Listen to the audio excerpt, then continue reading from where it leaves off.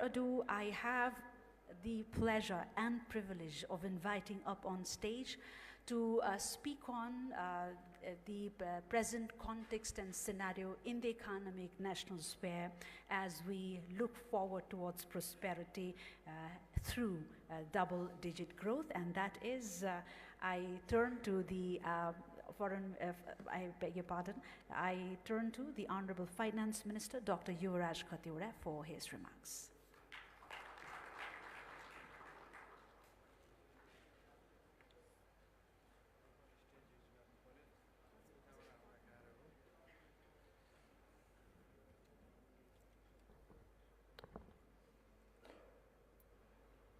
Mr. Gopal Krishnaji, President of NRN, ex-President, ex-Finance Minister, ex-Finance Ministers in fact, leaders of the private sector, distinguished participants.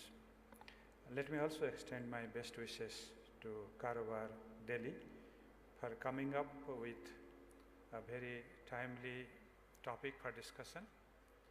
Prosperity through double-digit growth. That's what we are all looking for. And I also congratulate Karobar for its continued almost 10 years of service to the people through communication services. As our Honorable Prime Minister spoke about the political evolution of the country, taking to the point where we have to embark now to a double-digit growth. We also heard the ex-finance minister speaking about how we have embarked on this stage of economic development through a series of reforms, and where do we stand today in terms of development and what might be the challenges thereon. We heard Gopal Krishnaji talking about the reform process in India and how economic democracy needs to be has to follow political democracy in a country if we have to sustain democracy as such. I would be rather confining to the very topic, prosperity through double-digit growth, because I know we are led by almost an hour and a half, and I don't want to further delay the whole proceeding of the subsequent sessions, which are even more important. Let me speak about double-digit growth. What it takes to lead to a double-digit growth. If we look at the growth scenario of this country for the last 2 decades, we have been growing on an average by 5%. By growing 5% on an average, we have maintained prices at the level of less than 8%. We have maintained our fiscal balances so that our external debt is one of the lowest in South Asia. We have also borrowed less from the domestic market, whereby the country is not in even threat of domestic debt trap.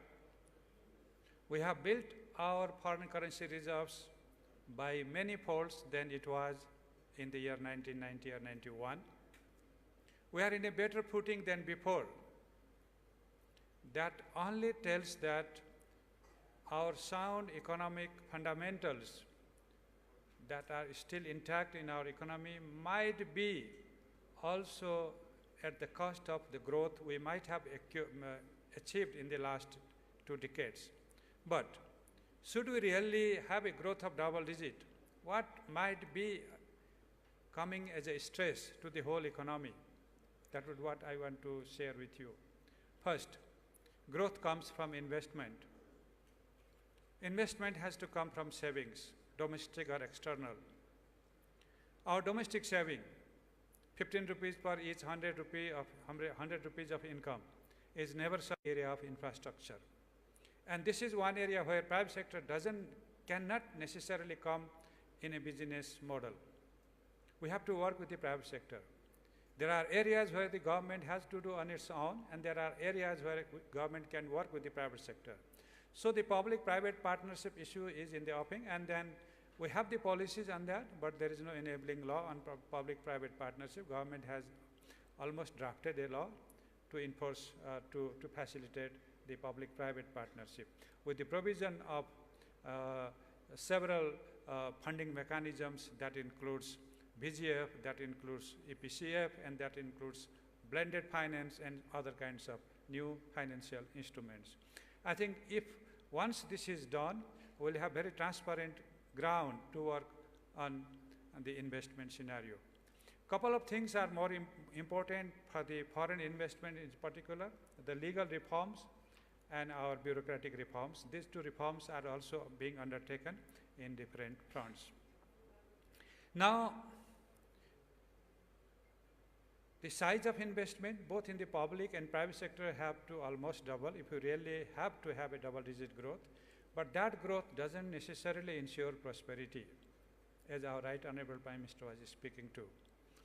In order to make a double-digit growth to generate prosperity for all, we have to do something, or we have to take care of something in our mind. The first thing is, how do we generate a double-digit growth? Is it very capital intensive? Is it labor intensive?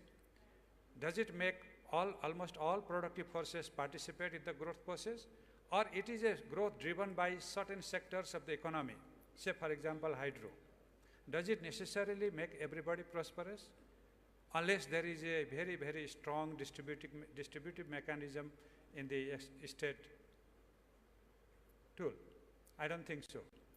The basic thing is how to make this double-digit growth built-in distributive, how to make this double-digit growth to generate activities so that almost all the productive forces of the economy can join economic activities. That includes labor, that includes capital, and that includes technology, and that includes entrepreneurship. So our way, we also want that market works in a more justified way towards environment, society, and people at large, and also makes money in that process, pays tax, creates jobs, and also benefits in terms of making money. That's what we all want to. Finally, a word on economic democracy. I do remember myself writing a paper on economic democracy and cooperatives. It depends on what kind of economic system are we opting. If you really want to talk about economic democracy, if you really want to see a most efficient economy without any inclusion, you are in a totally, I would say, extremely capitalist market economy, where you only see markets and where only you see money and efficiency. If you really fall in the domain of totally equal rights to share the benefits and resources, and their voices are heard in the management. In fact, they are part of the management, they are part of the employees, they are everything. Capital doesn't control labor. Capital doesn't control any other things. Actually, it is controlled by a group. That's what exactly I mean by economic democracy. And this is what is enshrined in our Constitution in the three-pillar economy, the state, the private sector, and the cooperative and the community sectors. This is how we have to build on our economy. Finally, talking about the fundamental rights that our Honorable ex-Finance Minister has spoken to. Actually, they have a price tag. But since they have been enshrined in the Constitution, we have to honor them. And we have gone through a method of progressive realization and targeting from the poorest, from the most vulnerable to the richer section of the society. Universalization is necessary, but we start with the most wanted, most desirable ones, so that our resources can match with the kind of obligations we have created through the Constitution. I think balancing this is a very hectic job, but we are trying our best to see that we don't breach any fiscal discipline, we don't fall in any trap, like the fiscal deficit trap or the foreign exchange trap or any other kind of trap while implementing these measures. That's why we follow strict fiscal discipline while also facilitating the private sector, the cooperative sector, and other sectors of the economy to grow. And this is what makes us to work together with the private sector. So let me finally thank the organizers also giving me the time to share some of my thoughts with you. And I wish a great success of this conclave. Thank you very much.